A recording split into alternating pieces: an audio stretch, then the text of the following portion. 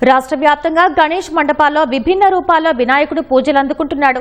కర్నూలు జిల్లా ఎమ్మిగనూరులో 54 కిలోల వెండి విగ్రహం ఏర్పాటు చేశారు. దాదాపు 60 లక్షల రూపాయల విలువైన వెండితో విగ్రహం తయారు చేశారు. భక్తులు వెండి వినాయకుడికి ప్రత్యేక పూజలు నిర్వహిస్తున్నారు. కాకినాడ జిల్లా గొల్లప్రోల్లో వీరబాబు అనే వ్యక్తి పసుపు కొమ్ములతో 6 అడుగుల గణపతి విగ్రహాన్ని తయారు చేశాడు.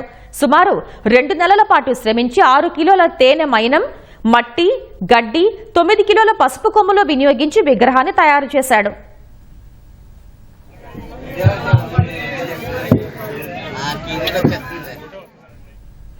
కడపలో పారిశుధ్య కార్మికులు 250 కిలోల ఆకుకూరలు, కూరగాయలతో వినాయక మండపాన్ని తీర్చిదిద్దారు. మట్టి బొమ్మను ఏర్పాటు చేసి పూజలు చేస్తున్నారు. కడపలోని ఊరగాయల వీధిలో గుగ్గుళ్లతో వినాయకుడి రూపొందించారు. 300 కిలోల గుగ్గుళ్లతో విగ్రహం తయారు చేశారు.